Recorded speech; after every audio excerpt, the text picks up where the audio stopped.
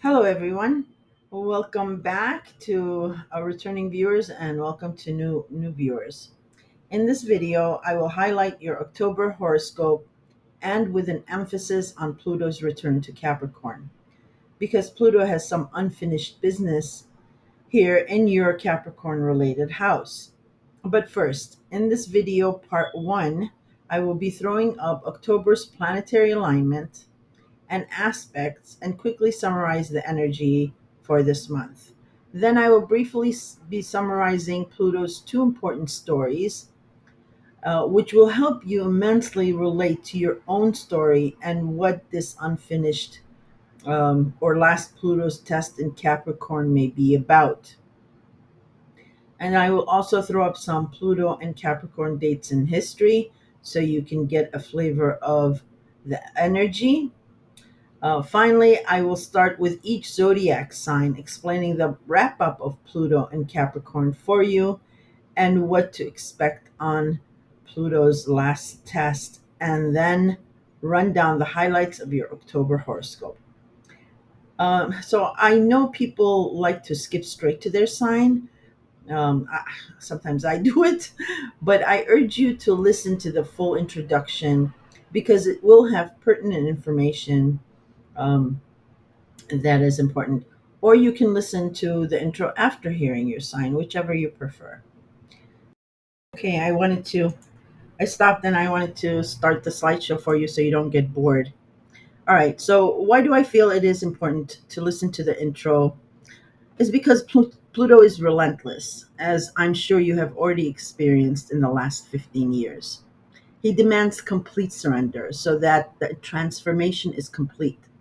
Faking it till you make it does not work with Pluto.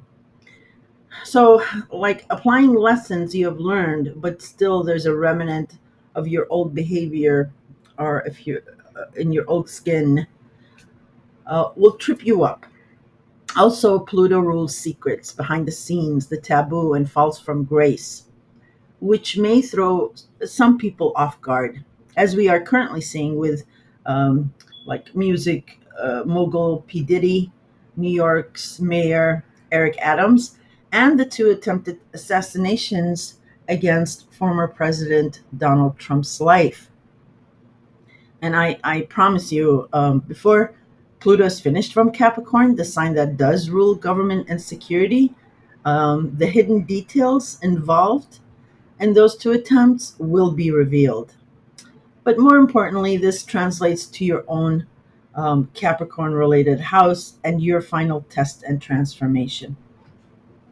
Okay, so let's begin with the archetype of Pluto in astrology or just in general, who he is, and the two main stories associated with him that define the energy you have felt during this transit. And finally, the lesson that will be useful for you to meet this last challenge.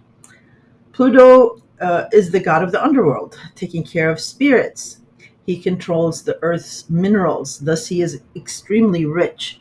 He lost his seat on Mount Olympus to sit with his brothers and the other gods because he had to rule the underworld. It was another dimension.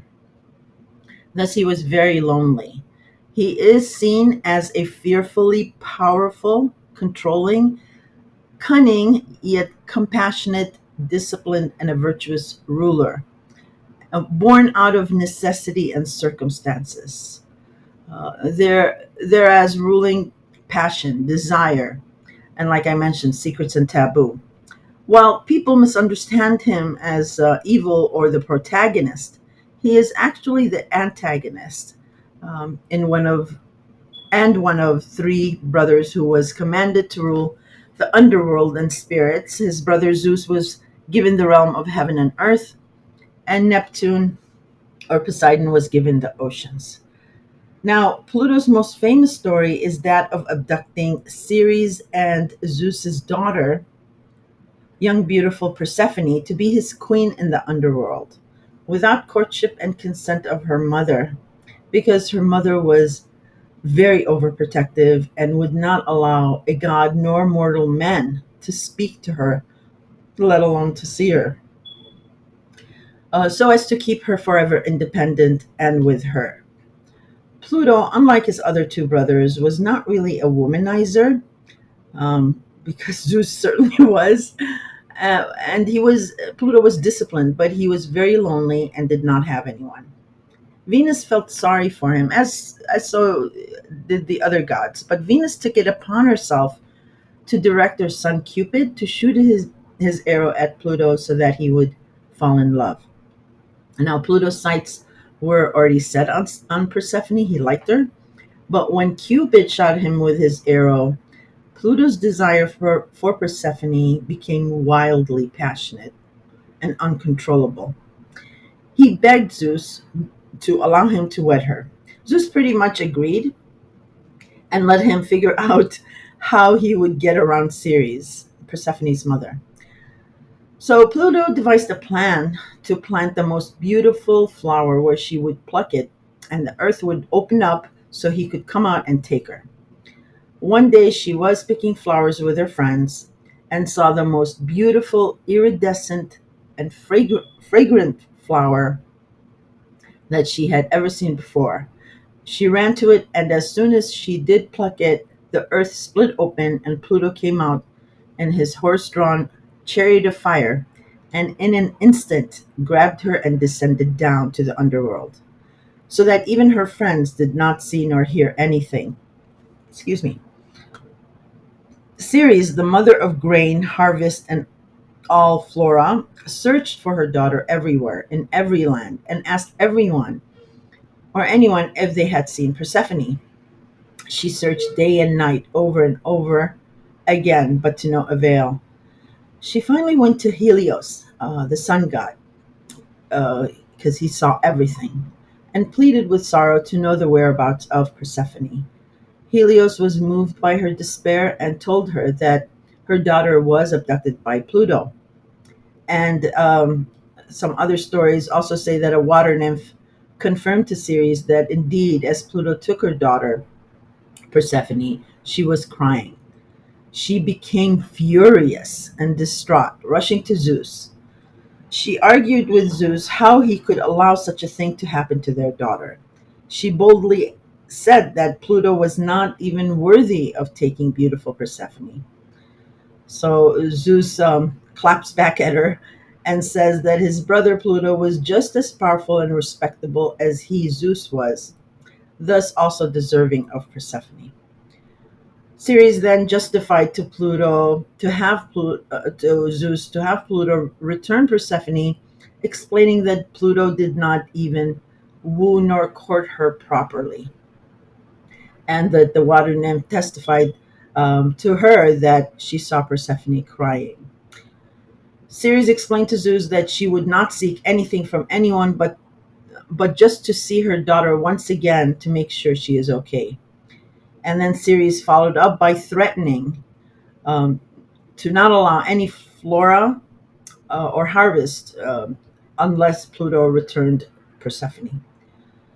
Zeus did what Zeus always did in the beginning. He kind of ignored Ceres, hoping she would calm down. But Ceres locked herself in her temple, and her sad goddess energy, if you will, started affecting the flora and harvest, was dwindling, causing the gods and men to cry out to Zeus that no grain nor fruit were growing, causing starvation and misery, and even the animals were becoming vicious to each other. Zeus relented and explained to Ceres that if Persephone had not eaten anything in the underworld, he will make Pluto return Persephone to her. Zeus then sent Mercury, and he is the messenger of the gods. He was allowed to go back and forth between realms and dimensions, and to tell Pluto to release Persephone so that her mother could at least see her and relieve her sadness and anger. Otherwise, there would be death and destruction on Earth. So Mercury goes down to the underworld and delivers his message to Pluto. And Persephone was seated beside him. She was his queen now because some time had passed. And this is where we get, some people say that this is where we get the famous line that Pluto argued back to Mercury, I am the god of death. Who cares about Zeus's plight about destruction on earth? Mercury answered back, because without life you cannot have death. So it was understood that at this time Persephone was actually well treated by Pluto, and she started to love very much his compassion, his gentleness, and doting over her. He even built her own garden in the underworld. In any case, Pluto agreed to Zeus's request, though, and approved Mercury to take Persephone back. Pluto told Persephone that she can go with Mercury and see her mother, but if she would only return to him, she will have anything she wants and will get the respect, um, and the adoration, and to rule alongside with him in the underworld. A very powerful position. Anyway, Persephone was extremely happy to go with Mercury, and before she left, Pluto also gave her. Well, one of the stories says that Pluto also gave her pomegranate seeds to eat, so she would have to come back. Um, so there's a rule in the underworld. I think I explained it earlier, but I'm not sure.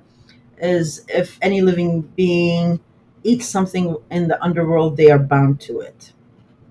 Anyway, there are different stories regarding whether she was forced or she ate them willingly, but um, some of the stories say that Pluto looked around to see if anyone was looking and gave her the pomegranate seeds while he was talking to her. So there was actually no reason for him to like be scared um, about about him giving her the seeds, because he was the ruler of that realm.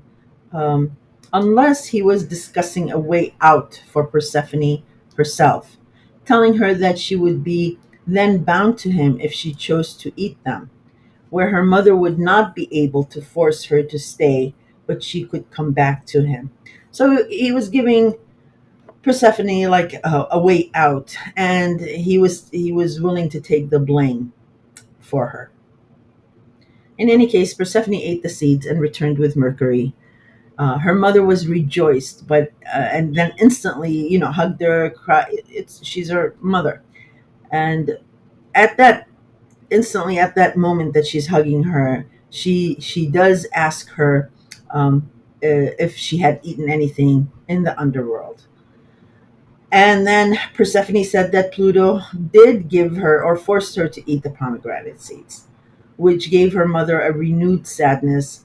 And again, she goes back to Zeus, arguing and pleading with him that the rules were written, that the rules, this rule could be broken because she was strict, and so on and so forth. And then Zeus explained that these rules were written way before, and everyone had to obey them, including him, her, Persephone, and everyone else. But he also understood that Ceres would naturally be sad if her daughter had to go back again, and harvest would be harmed, creating problems for everyone. Then he explained to Ceres to compromise with Pluto in keeping Persephone for half of the year, and Pluto could have his queen for the other half. And thus the change of the seasons according to Greek and Roman mythology. Um, then the story goes on that Persephone and Pluto had a beautiful love marriage, and actually Persephone was very jealous of Pluto and harmed two other women who Pluto not really have had an affair with them, but there was a flirtation going on. So she actually like stepped all over one of them and mushed her up, and he felt bad and he felt compassion again, and he made her into a mint plant.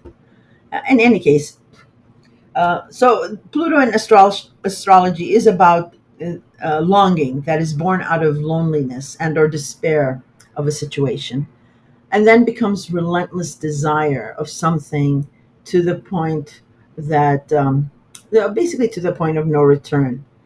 Um, and when you do return, there has to be a compromise. in the process, which completely, is acceptable after you are transformed.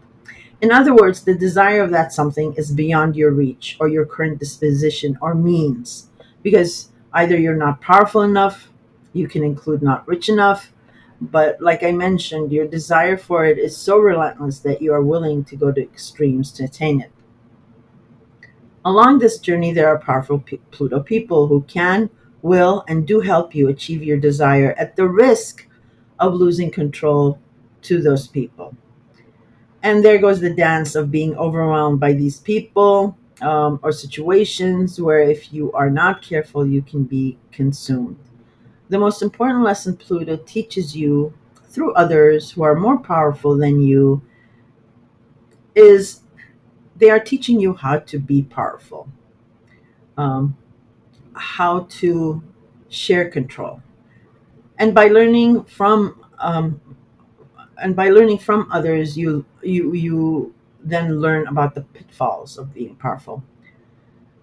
So, how do you wield power without being entirely consumed? How do you step into your power without abusing it? How do you lose the fear of all that?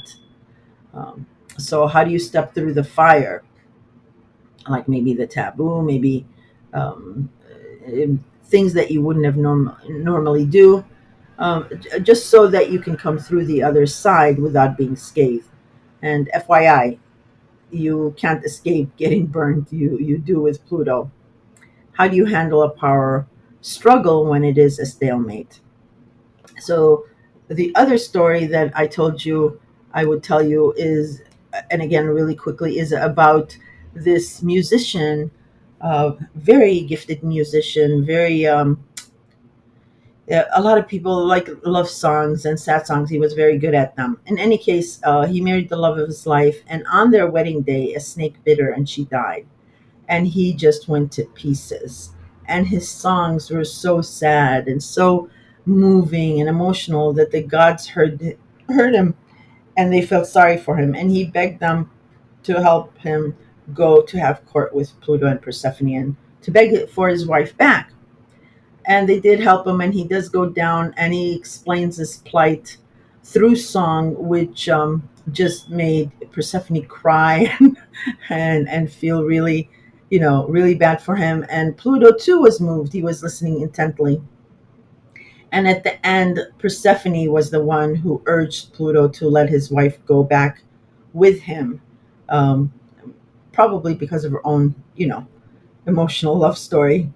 And Pluto thought, and then this is what he said to the musician. He said, "Okay, I will give you your wife back on one condition.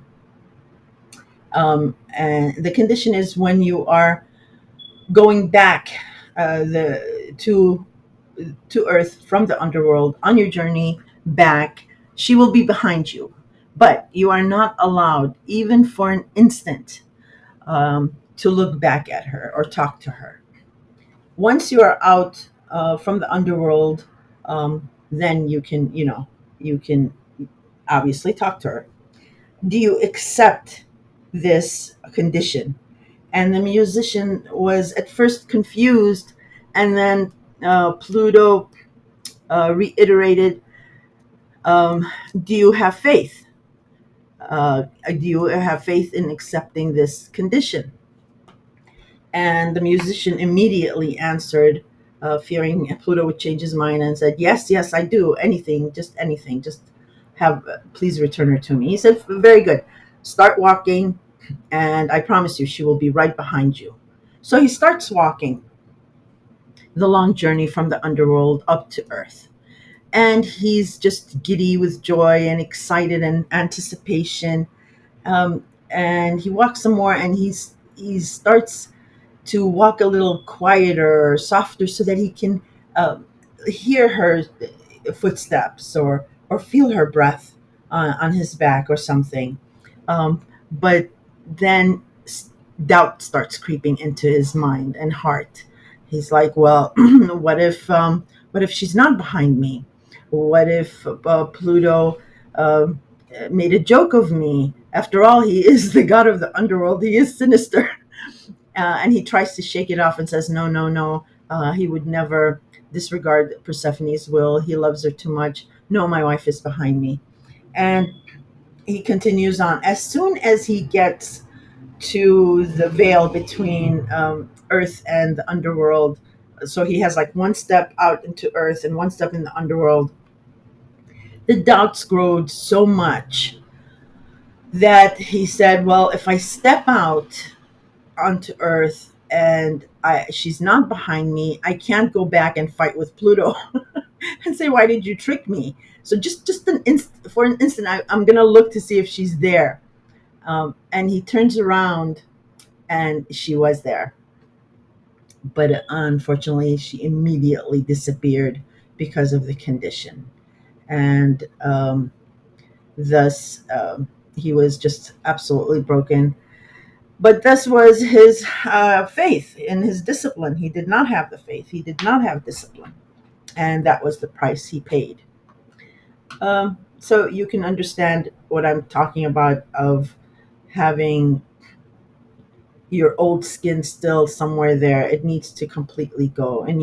And the whole process of it is learning sheer discipline and willpower, having compassion, definitely having faith, and then compromising on control and power. And these are not feel good words that you can memorize and practice. If, like I said, if you're, excuse me, if you have not been transformed, because your old self will pop out somewhere and trip you up. You need to go through that journey of feeling the desire of consumption and in some cases be consumed. You need to go through the journey practicing your newfound power through others and then yourself wielding it, gaining confidence. You need to go through that journey of losing your grip, um, and not having faith. You need to go through journey of losing, or, and I'm putting this in quotes, killing your old self, because some people get mad with certain words, but it's quote, it's a meaning, uh, like a characteristic of yourself, to rise like a phoenix from the ashes, to then understand what it's all about, and finally you become that that innocent Persephone, but then you become the most powerful through your weakness. And this reminds me, this phoenix rising from the fire and killing your old self characteristic of when Pluto went through Sagittarius right before he entered Capricorn. And Taylor Swift, the musician, singer, is a Sagittarius. And I remember after that Pluto and Sagittarius trip, she came out with a video where she's answering the phone and she says, "Who? Taylor? Oh, she died." Um, I thought it exemplified exactly what she went through with Pluto and Sagittarius. Okay, so let me no no no no let me do one thing. So Pluto is about desire, passion, despair, power, fear. I'm sorry, I'm looking at three different screens. um, Desire, passion, despair, power, fear, jealousy, the taboo, discipline, faith, and compromise, and balancing that. And then Capricorn rules the government, law enforcement, the military, traditional structure, foundation, um, patience, extreme patience. They are so patient. And the social climber, he is the natural 10th house of career status and reputation, and authority figures, power figures, and brokers. Okay, let me switch to October's. Okay, so this is October's planetary lineup and aspects. You can take a screenshot here. I will. be going into detail what each of these mean for each sign when I'm doing each sign. But this is the lineup. So again, there we go. There. And then let me just, I promised you that I would tell you Pluto and Capricorn dates in history. Well, first, Pluto left Capricorn January 20th of this year. So between Christmas last year and January, February, there were changes that happened. And the changes were, since it was Pluto leaving Capricorn, and it is Capricorn is like, career status and power figures and what have you. There were demotions, promotions, lateral moves. People retired. People left, maybe moved to another location, or, and unfortunately, people passed away. Plans were completed, or some were shelved or canceled. Um, and again, I will explain regarding each sign what opportunity that opened up for you. Uh, Pluto then entered Aquarius on January 20th. And then on May 2nd, it started retrograding in Aquarius. Retrograding all the way back into Capricorn on September 1st. So that is your second clue of what this unfinished business is. The first clue is when Pluto left Capricorn, and like I mentioned, that opportunity that was opened up for you, um, but it was, this is where Pluto is doing the last run, the last test, if you will. And then your second clue would be the first week of September when Pluto retrograde back into Capricorn. So look at your text messages, call logs, emails if you can't remember, and that should trigger a memory. And Pluto will station direct in Capricorn, October 11th. And this is very important because the significance of these powerhouse planets stationing, they have immense energy, and you're almost sent a signal, or you're like between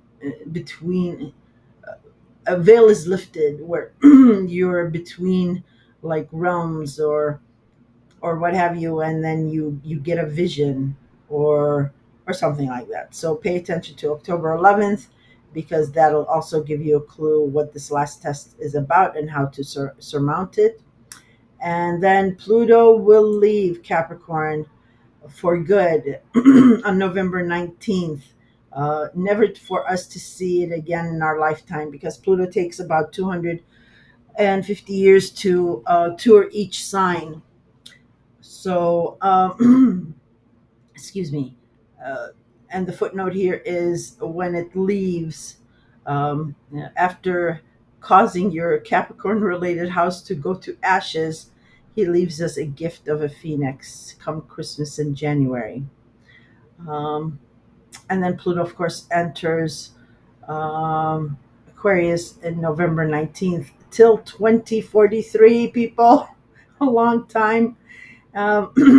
And the last time Pluto was in Capricorn was between 1762 and 1778. So, significant event was the American Revolution. Now, I'm not saying we have, or we're going to have a revolution, but as you can see with the political atmosphere, there is some kind of correlation, some kind of change coming in. And then what generation is Pluto in Capricorn? Well, it's the babies that were born between 2008 2024. So those babies are going to be very Capricorn like, more traditional, and social climbers, and like old souls, if you will. Okay, so that's that. Hi, Aries, the me first sign. So you go first. Let me start the slideshow for you. So please forgive me for being repetitive, but it is really important to listen to the introduction because Pluto is back in Capricorn for a final test, and I give you a lot of detail and information in the intro that may be helpful because some people skip straight to their sign, which is fine. But if you can listen to the intro, it'll help you with this final phase and test of Pluto. Or you can listen to it after you listen to your sign, whichever you want. So quickly, let's see where you have been with Pluto and Capricorn and where you are now, and then we'll do the October horoscope lineup for you. So you have gone through the toughest 15 years of struggling with your career, status, reputation, powerful people, government, and law issues. And for some of you, it could have also been international law or something about international government or something like that. So when Pluto entered Capricorn, there was this intense desire, uh, this passion for you to gain something in this uh, career and status house. And status for you, well, status in general here is referring to like married, not married, single, not single, mm, the boss, not the boss, status. And reputation too. Reputation was pretty intense for you to control. You needed to be beyond reproach in some way, and it could have involved a partner or family. Maybe family were very important for you to take care of, um, but maybe a partner who, for some reason, maybe it was a long distance relationship of some kind. It didn't start that way, but it ended up that way, and there was another figure or another person or maybe a flirtation or an affair, either from your side or your partner's side, that threatened, excuse me, that formed this triangle between the three of you, and it threatened your status, your reputation, um, power, and powerful people um, in here, or government and law issues. So if there was a long distance relationship and if international law was in play and there was an affair, so something underhanded, maybe you were being set up, or well, there was a fear. There was some kind of a fear of government law issues and power and control, and it was a power struggle between all three of you. And reputation certainly played a big deal in in this triangle. Now, you can take partnerships also to mean business partnerships or platonic partnerships. It doesn't necessarily have to mean like an intimate partnership. Okay, so that was the issue, and that was your burning desire to get control and over these matters and have the power to do that, or you were having that energy come at you. So you are a me first fire sign. Most probably you were raised to be such by your mother or a mother figure. Not necessarily not having a father, but your mother is the one who groomed you to be the fighter, independent, pioneering, um, sorry, almost selfish. And it was necessary for you to be that way because, like I said, you're the pioneer. You go out before us minions and tackle that. You're the general. So it is necessary for you to take care of yourself first. You are all in your mind, so you're a very fast thinker. You can out, Gemini can out talk anyone, but you can outthink them. You are extremely possessive but when you convince yourself it is not worthy of you, you drop it like a hot potato. You can absolutely disengage. You have compassion for the underdog and none for your adversaries. You are fiercely independent, eliminating any competition or person in your way. You are by nature combative, and anyone is fair game. So that's how you entered uh, your Pluto and Capricorn journey. And that's what Pluto started destroying. The the compassion that you had for the underdog, but no one else. He came in and he started dismantling that.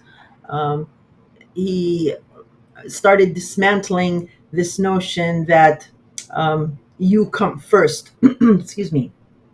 Even in a relationship, and jumping the gun, being combative. I mean, even like playing around with Aries is like a war. I'm so sorry. I'm laughing with you. I'm laughing with you. You're just fierce that way. And like I said, it's necessary for Aries to be that way. But in regards to your career house, your status, your reputation, um, power figures, Pluto said that's not going to work. That old self of yours, that notion of yours of being the pioneering, and oh, okay, if I don't like it, then fine, let it go to waste. It was not going to work. So, um, while the passion and the intensity and the desire grew for control in here, um, it, it also forced you to learn from these powerful people, these government officials, or this witch who was stealing your man or something. I'm sorry. Uh, um, or if it was a girl and you're the man. So it got you in a lot of trouble, and the way you were going about doing this. And that's where Pluto came in to deconstruct what you are, and not necessarily for the other areas in your life, but in this area of your 10th house of career and status. It was important to deconstruct who you were here, so that you could gain control. Excuse me. So you're a forceful creature and very powerful yourself. And Pluto was trying to teach you that actually, weakness, or being less powerful is more powerful. And then finally, how to share the power, having compassion, measured compassion, to how do you guys share the power? And again, it could have been a business partnership, or a platonic partnership. Um, yeah.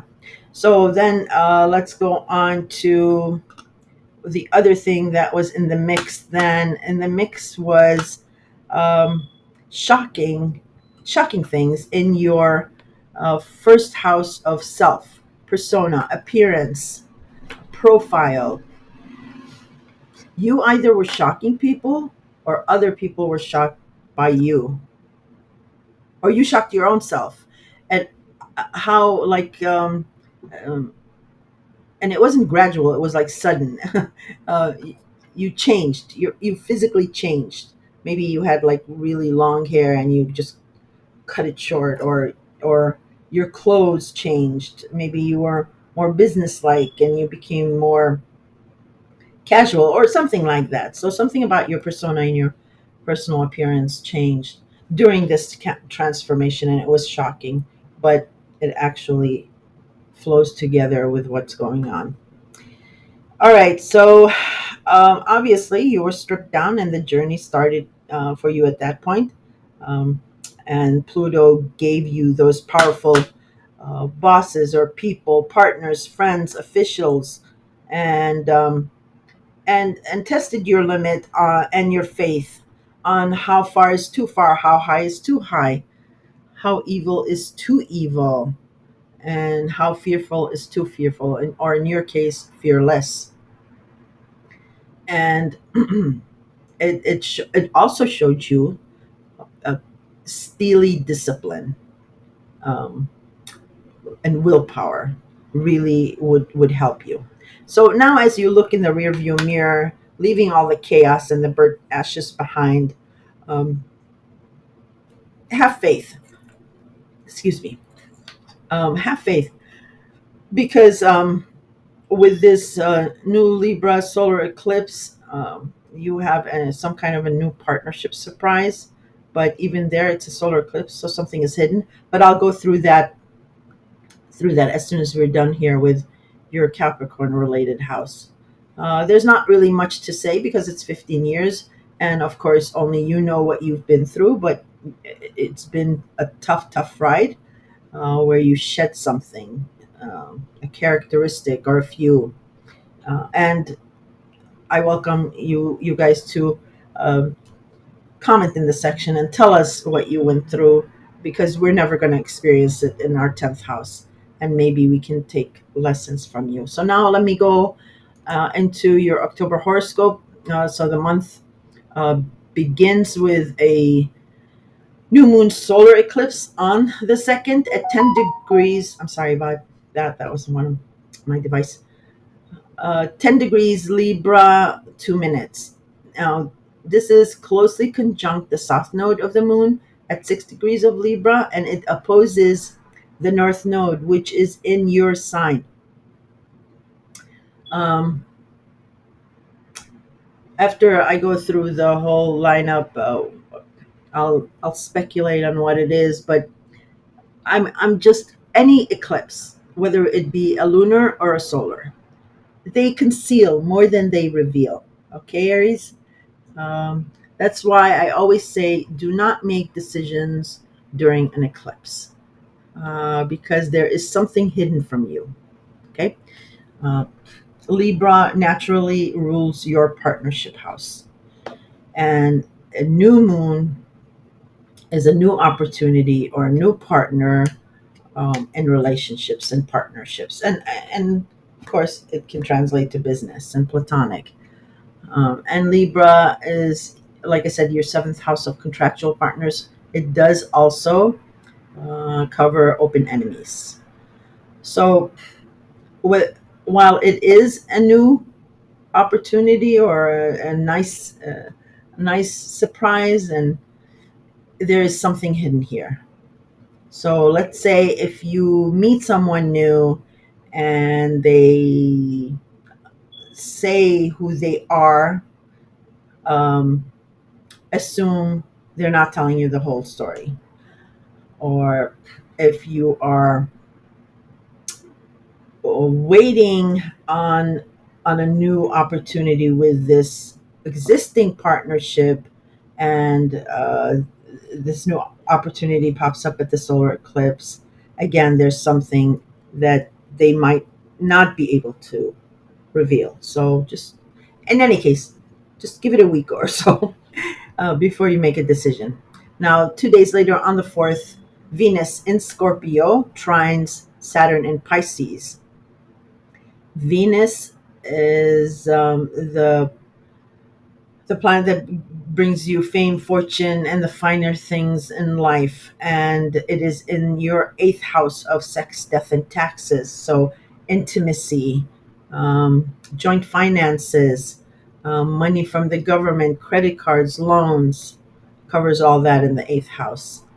And some kind of rebirth, because it's death and rebirth. It will send a pleasing aspect to Saturn in Pisces. Pisces is your 12th house of hidden self, secrets, behind the scenes, dreams, visions, religion, faith, confining spaces. So, something regarding joint finances, intimacy, or a secret is sitting well with your hidden self, with your faith, with your religion on the 4th. October 6th, Mercury in Libra will square Mars in Cancer. Mercury is the planet, messenger planet, the planet of conversation and agreements, contracts. It is coming from your partnership house, but it is not sitting well with Cancer.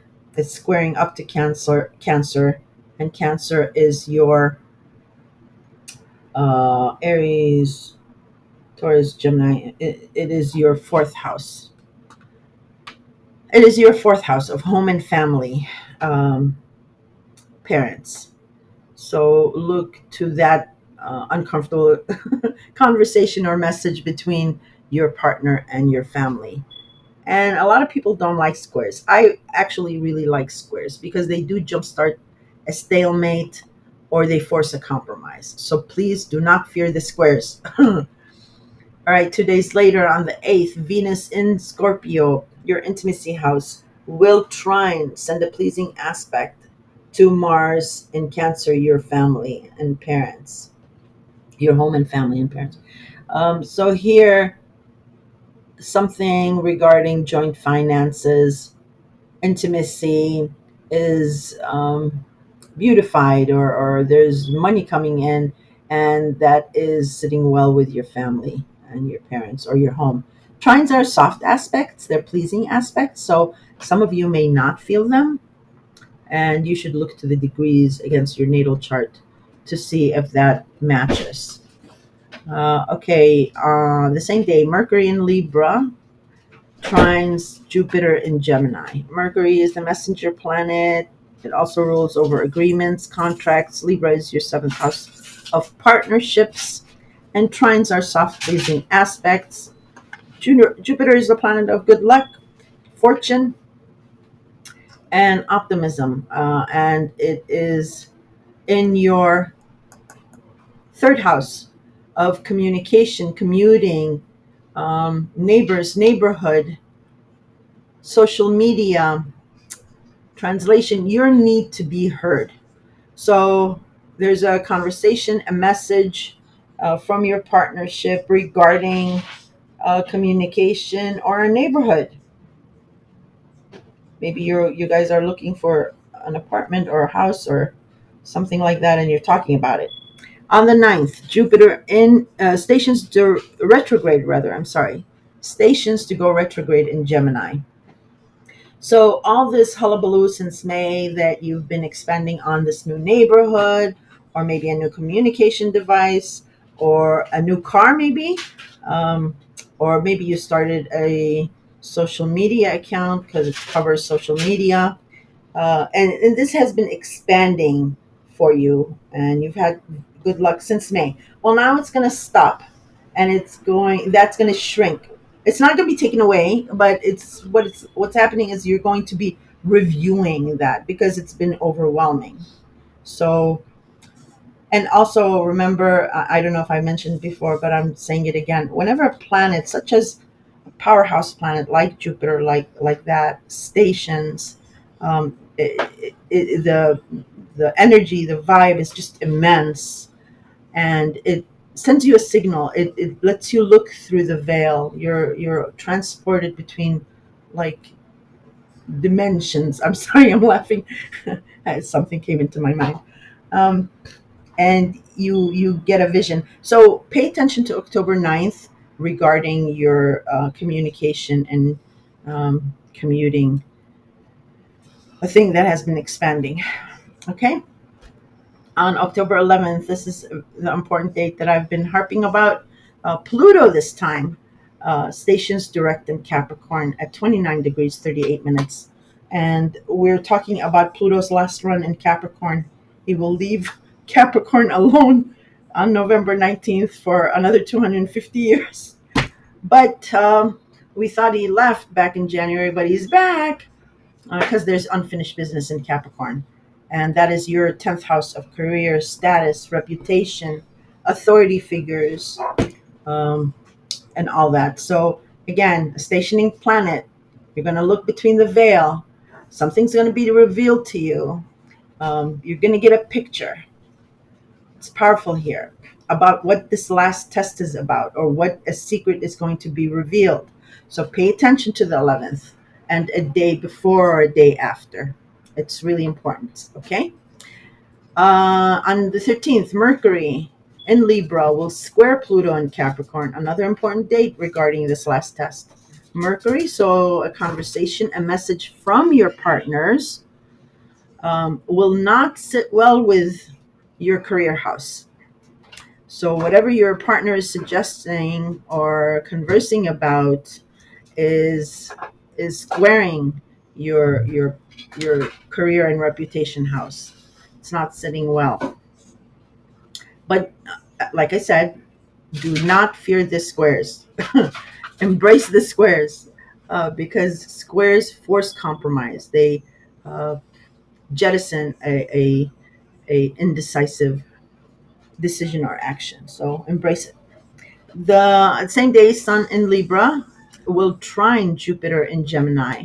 So your Sun is the energy uh, planet. So here is action from your partners, sending a pleasing or soft aspect to your third house of communication and neighborhood. Trines, again, are soft aspects. You might not feel them. Um, so look to those degrees against your natal chart to see if it will affect you and how to take advantage of it. On the 14th, the Sun in Libra will square Mars in Cancer. So an action from a partner is not sitting well with your family. Um, Maybe family knows best. So look to October 14th and those degrees when Libra squares Mars, but again, square is good, so it forces a compromise, and it's coming from your partner chakra house. So you don't have to jump in and fight and fight. Oh, Aries, I'm laughing with you. I'm laughing with you. Let your partners do the fighting. All right, on the 15th, Venus in Scorpio trines Neptune in Pisces. Uh, Venus is the planet of fame, fortune, and luck, and beauty, and it is in your house of sex, death, and taxes.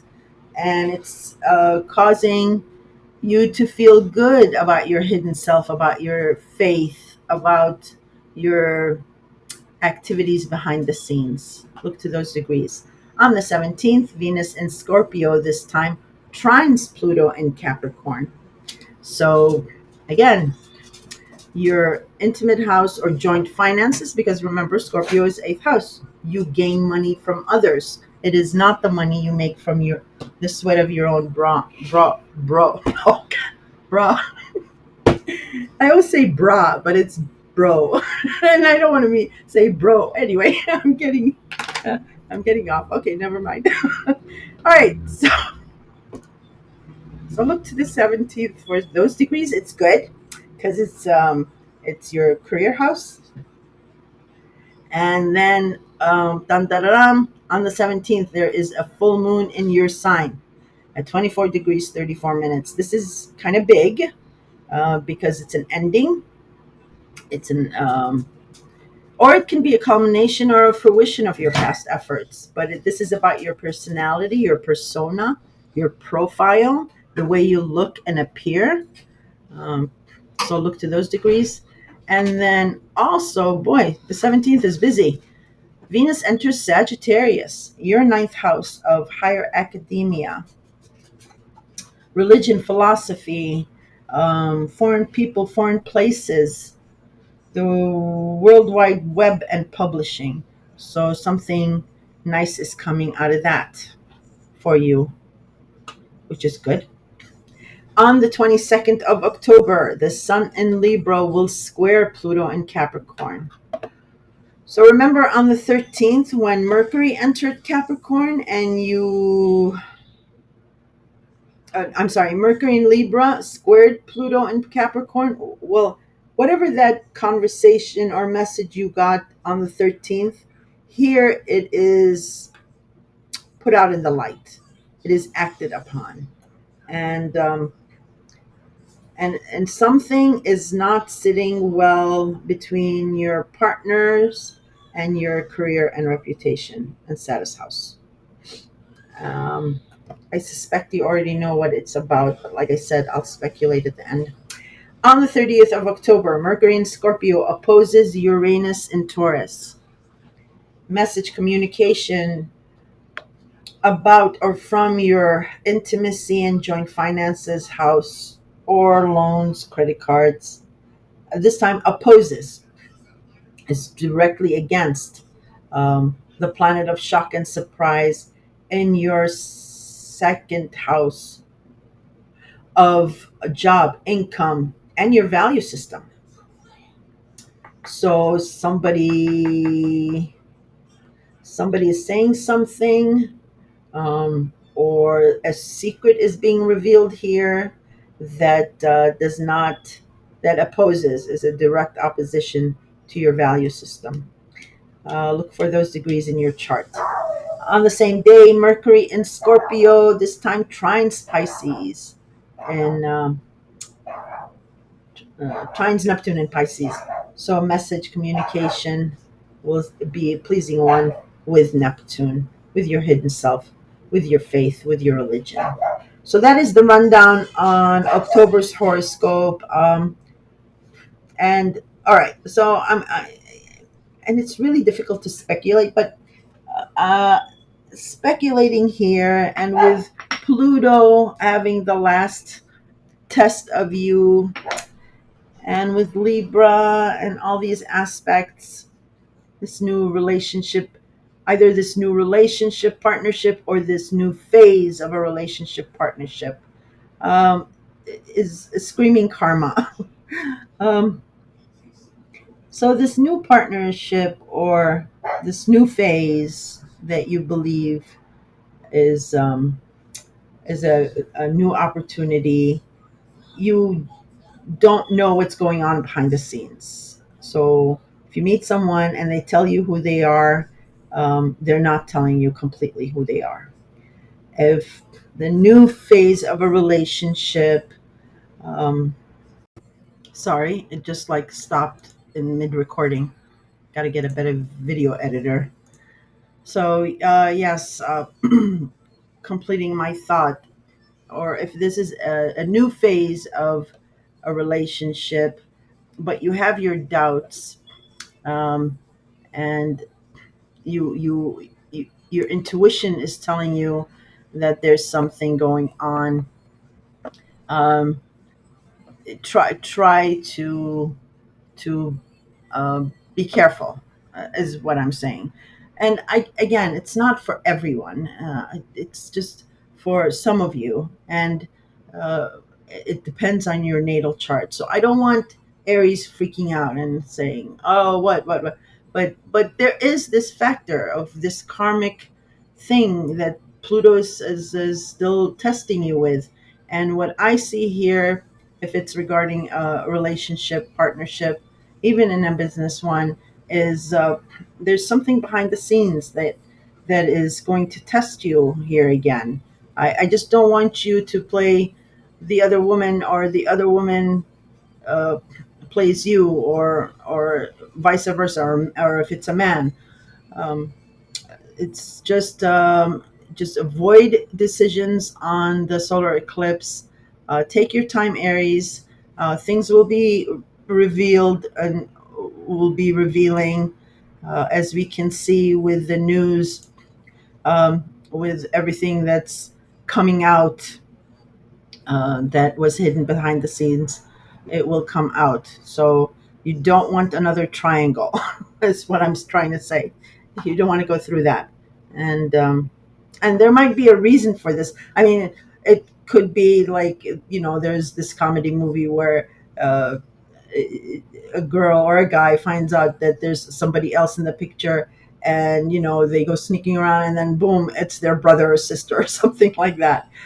But there is this picture that's coming out that's karmic. So just be aware of that. And then that wraps it up for you, Aries.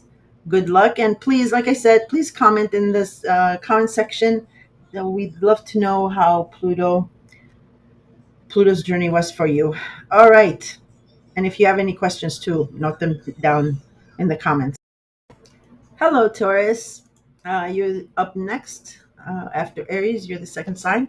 So I just want, please forgive me for being repetitive, uh, but I wanted to say that some people are skipping straight to their sign and listening instead of listening to the introduction. Um, which is fine. I mean, sometimes I do too. But with this video, I am also mentioning the Pluto's last run in Capricorn. There's some unfinished business there, and it's a final test. And Pluto is kind of relentless and scary. So it behooves you to listen to the introduction because it gives you detail, and it may very well and could help you with your final test with Pluto. So try to listen to that. And if you want to listen to it after you listen to your sign, that's fine too. In any case, um, let's talk about briefly about your experience with Pluto and Capricorn. So Capricorn rules your ninth house of foreign people, foreign places, higher education, philosophy, psychology, the World Wide Web, and publishing. And if you remember when Pluto first entered Capricorn, so the end of 2008, but really 2009, is something, a burning passion, a desire, um, probably born out of some kind of uncomfortable situation, was born inside of you to have it all in this ninth house of religion, of I'm sorry, higher academia, psychology, and foreign people and foreign places, uh, where it just consumed uh, every thought that you had. And if you were, excuse me, if you were already a jet setter and you had a foreigner in your life, or uh, you were almost completing an academic program, uh, there was an instant demotion. Obstacles came quickly up where it stopped you in your tracks. Um, so what Pluto does is he comes in and he, um, layman's terms, comes in and crushes everything to no avail. But what he is really doing is saying, okay, you want the power, you want the control, um, you want to be feared, that's fine, but you can't do it in your old skin. You can't do it in as far as how you are. And I, and I, he's talking to you regarding this ninth house. So what he does is he comes in and he deconstructs um, the person that you are, that deals with that particular house. So, as a Taurus, you are very, very compassionate, um, and you are ruled by Venus. So you pretty much do like the finer things in life, nice restaurants, good food, and all that. Um, and you are also very stubborn. Making a decision for you is really, really difficult, and it takes a long, long time before you are convinced to take that decision, or make that commitment, or what have you. And the saying of the bull in the china shop. You're not aware of your own strength at times. So Pluto came in here and he started deconstructing your persona in regards to the ninth house. Now, Pluto also covers taboos, secrets, falls from grace, um, controlling situations, power struggles, fear, and all or nothing, do or die type of situation. So something In regards to foreigners, foreign places, um, maybe even in higher academics, you had an involvement with a foreigner or foreigners at that time, and they may have portrayed the Pluto characteristics. And if you listen to the story, you'll understand. They were either controlling or they were powerful, and they might have been abusive to you. You might have been manipulated. Um, you might have feared them for some reason. Okay, and there was an element of the taboo there somewhere. Now, others could have experienced that in um, higher higher education, um, with other students or professors or administrators, or you could have been that person. And same goes for publishing. Maybe you had this burning desire that you wanted to publish something, whether it be a book or fiction or even the World Wide Web, because it World Wide Web falls under the ninth house. And maybe you had a great, powerful publisher that promised you the number one seller, or that with her or his network, you could be all over the country or all over the world. But um, he or she were too controlling of your creative ideas, where um, what you were putting down was not ending up what after the publisher had gone through the entire thing. And then you can extend that to the World Wide Web, something secretive, something fearful, controlling, powerful in the World Wide Web, as in relations to you. So Pluto gave you the power, and the power was used also against you. And what these people in these situations were trying to teach you was to to teach you how to be powerful. And if you again listen to the intro and the story, the two famous stories of it, you'll understand where you, he, she, or them fall um, in the story. Who is Persephone? Who is Ceres? Who's Pluto? Who is the musician? And you'll understand what's going on. So, and I can't presume to know what you went through. It's a 15-year period. Sorry.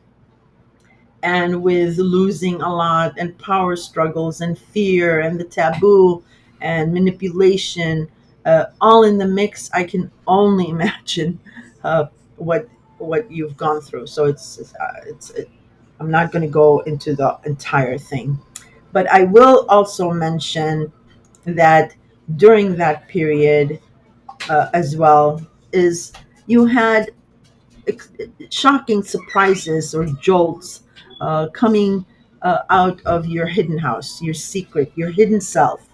Your religion and your faith was tested. There was something about a confining space. I mean, it can relate to prisons and hospitals, or maybe even um, a disability where you had no movement or you were confined. But mostly because it's Pluto and it's the taboo and secrets being revealed, something in your history uh, became revealed and debilitating, and there was fear involved in that. And the only way for you to overcome that fear and surmount it was Pluto forcing you to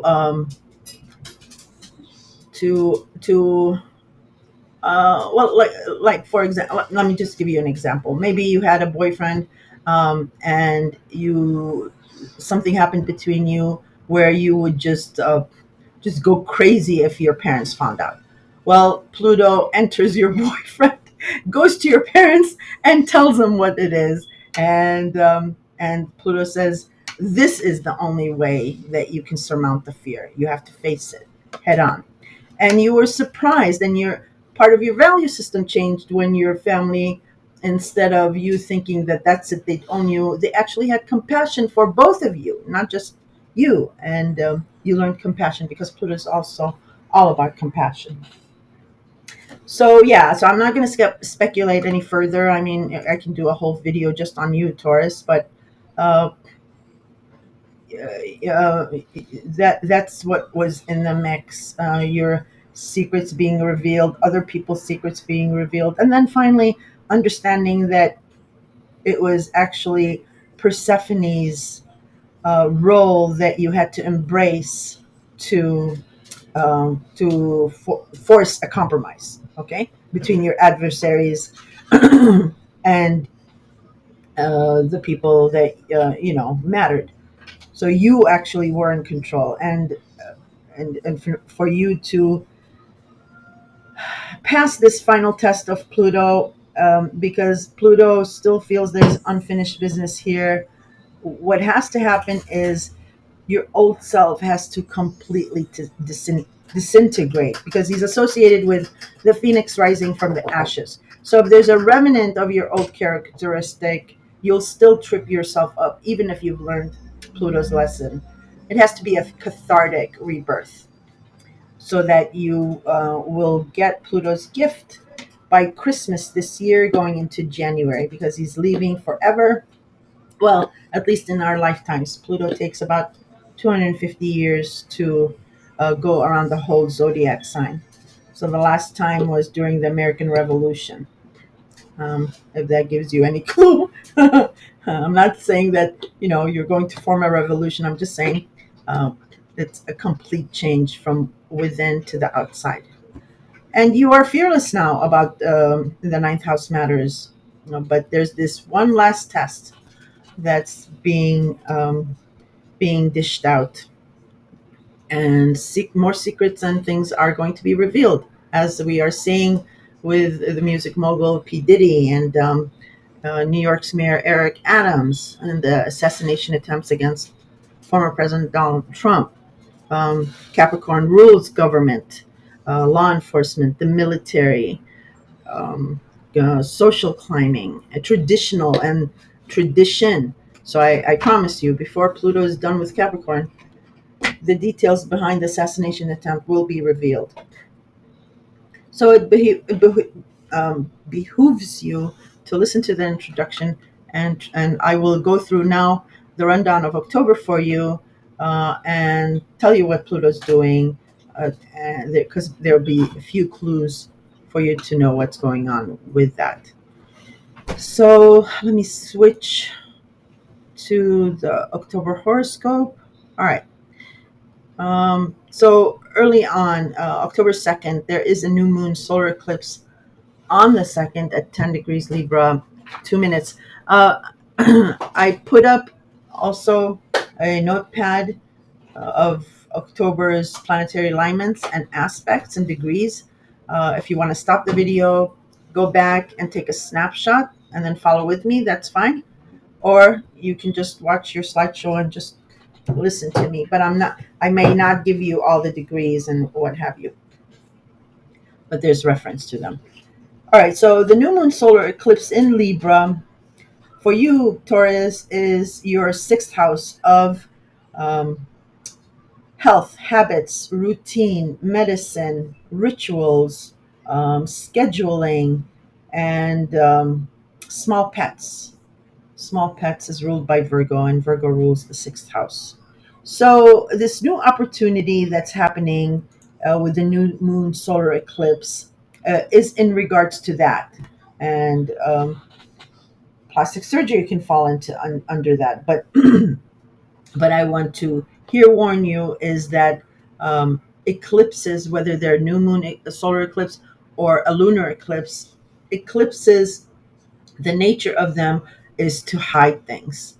Um, so something is being hidden from you, whether if it's this it's a good new opportunity, but there is still a hidden factor. Okay, So I always suggest do not make a decision on an eclipse, either a solar or a lunar, because there is something hidden from you. So if it is in relations to your health or your habit, or maybe that growth on the and you notice on a pet, and the test comes inconclusive or something, God forbid. I'm just giving you examples.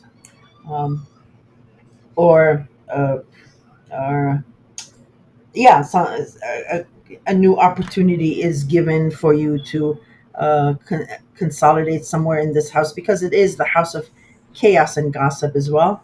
uh, Take it with a grain of salt. Give yourself a few days a week before you make a decision, if you wanted to make a decision. Okay. Moving on, 2 days later, on the 4th, Venus in Scorpio will trine Saturn in Pisces. And for you, Taurus, Scorpio is your seventh house of partnerships, business, and contractual, platonic, any partner that can hold up a mirror to you is listed in the seventh house, as well as open enemies. Excuse me. And that's trining Pisces. So I'm sorry, I'm looking at three different screens. And that is your 11th house of friends, groups, associations, and your hopes and wishes for the future. So, um, so something that's pleasing, or money, or something that's really nice about a partner, is giving a good aspect to your friends. So, or your friends, or your future hope and wishes. He or she is beautifying that for you. So it's a pleasing aspect. Trines, sometimes we don't feel trines because they're soft aspects and they're pleasing aspects. But look to the degrees against your natal chart to know. And again, the lineup and the degrees are in the beginning, in the intro. 2 days later, Mercury in Libra will square Mars in Cancer. Okay, Mercury is the planet of communication, messages, agreements, even contracts. And excuse me, Cancer is your third house of communications, commuting, neighbors, neighborhood, social media, the need to be heard. So right here we have, maybe I should split the screen so I can see. Yeah, there we go. So I don't have to switch back and forth. Okay, so with Mercury here in Libra squaring Mars in Cancer, um, so something, a message or an agreement regarding your health habits and routines is tensing up with your third house of communications, commuting, and routine. And squares, people don't like squares, but I actually like them, because squares actually jettison something that's indecisive or has been lagging.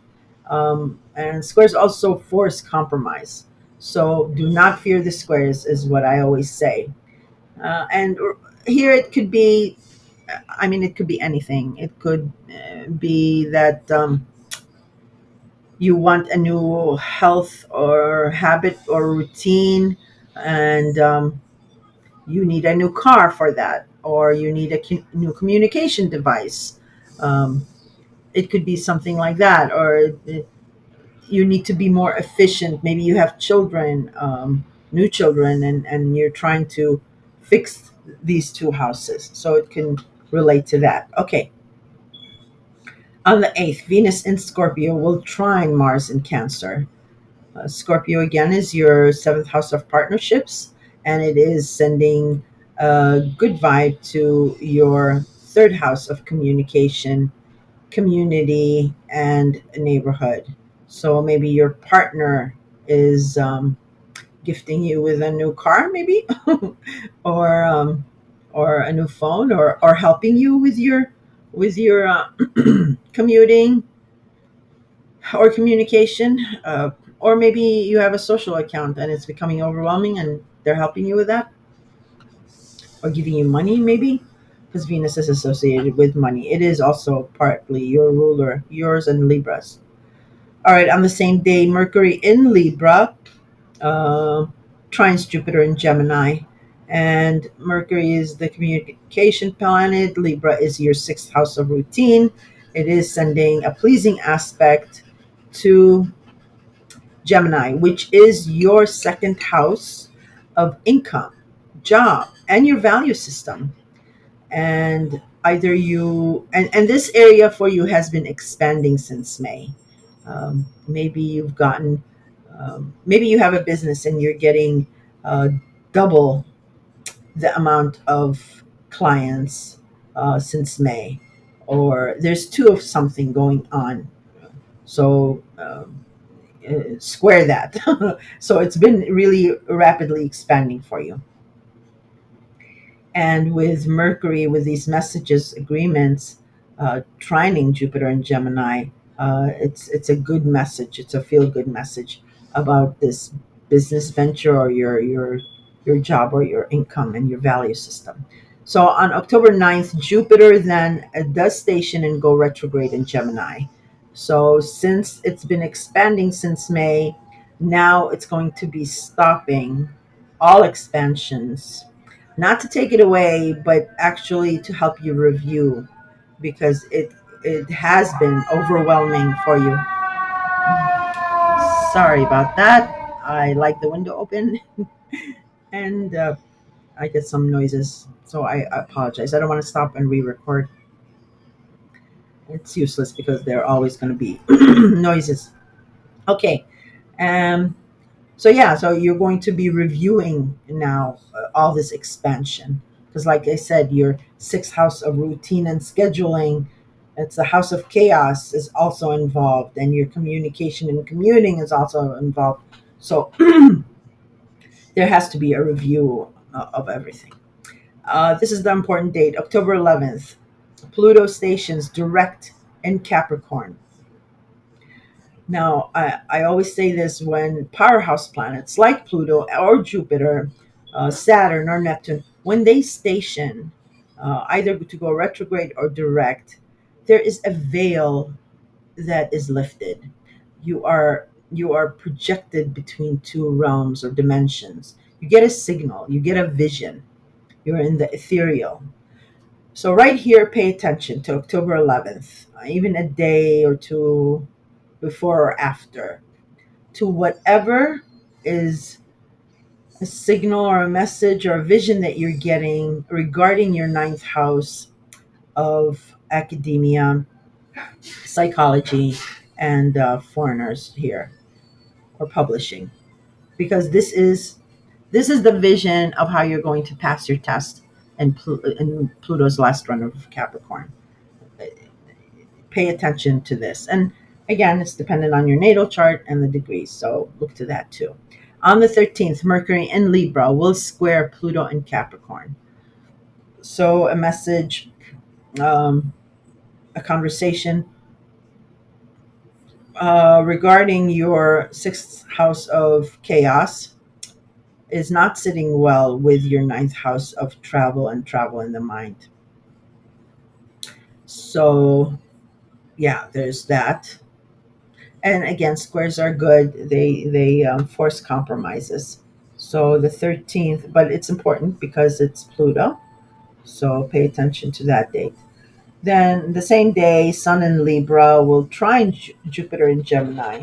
So uh, before it was Mercury in Libra trining Jupiter, now it's the Sun. So whatever agreement or message you got, now it's the energy, it's the Sun. It will be acted upon between your sixth house of routine and your second house of job and income. And it's a trine. It's a good aspect.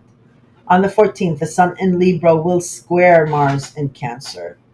So again, before it was Mercury, now it's the Sun, between your sixth house of chaos and routine and your third house of commuting and communication. So whatever the agreement was, or the message. Now, again, it's the sun, so now it's acting upon that message. On the 15th, Venus in Scorpio, your relationship house. I'm sorry. I had to stop because there was background noise coming in.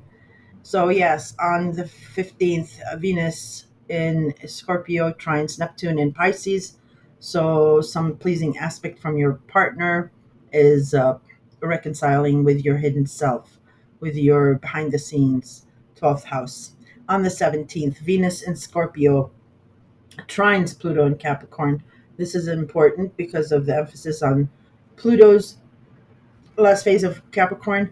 So, again, a pleasing aspect from your partner or partnership house sends a good vibe to your ninth house of travel and foreigners and higher education. Maybe they're giving you money to travel. So look to that. On the same day, there is a full moon in Aries. Now, um, full moons, let me just bring up the other screen. Full moons are endings, and they can be also a culmination or fruition of your past efforts. And um, Aries is your 12th house of behind the scenes secrets of the past, um, of history there, confining places, and all that stuff. So something is ending here, or it's a culmination of your efforts. And this will probably be a good thing for you. So look to those degrees in your natal chart. Then the same day, boy, I was saying in Aries video, 17th is busy. Venus then enters Sagittarius, and Sagittarius is your eighth house of sex, death, and taxes. Excuse me. So Venus will start beautifying that house, or your partners might get a raise because the eighth house is the money you gain from others, or maybe a loan goes through, or you get a credit card of some sort. Okay, on the 22nd, another very important date. Sun in Libra will square Pluto in Capricorn. So if you remember, on the 13th, there was Mercury in Libra squaring Pluto. So whatever that conversation message was forced there, maybe a compromise was agreed upon. Well, on the 22nd, it will be acted upon because it is the sun. It brings it up to light. And then on the October 28th, Venus in Sagittarius will square Saturn in Pisces. Uh, so something pleasing about your eighth house of joint finances is having a tense aspect with Pisces. In your Pisces is your 11th house of friends, groups, hopes, wishes, and dreams. And again, squares jettison something that's indecisive, or it forces a compromise. So look to those degrees in your natal chart. And then on the 30th, Mercury in Scorpio will oppose Uranus in Taurus. So think back to May, when Uranus first entered your sign. Something started changing about you physically, personally, how you appear, your persona, your profile, your style. Um, and over here on the 30th, a message, a communication, a conversation is not in agreement with your own self or how you appear. It is a direct opposition. And oppositions also are not to be feared because, again, it starts the conversation that's that will get you somewhere. So there's that opposition. And then Mercury in Scorpio will trine Neptune in Pisces. Um, Communication from your partner is, again, giving good vibes regarding your friendship and groups and associations, your hopes, wishes, and dreams. So that is the rundown on your horoscope, Taurus, and The only two things that I will emphasize again is this solar eclipse. Try not to make any decisions, especially if it's plastic surgery or something like that, because it's in Libra, and that's your health and habits and routines. Try not to make any decisions that week because there's something concealed or something that you're not sure about, that you don't have all that you need to know. And then watch the 11th when Pluto stations in Capricorn, which is regarding this final test that you will go through to get this gift by Christmas, January.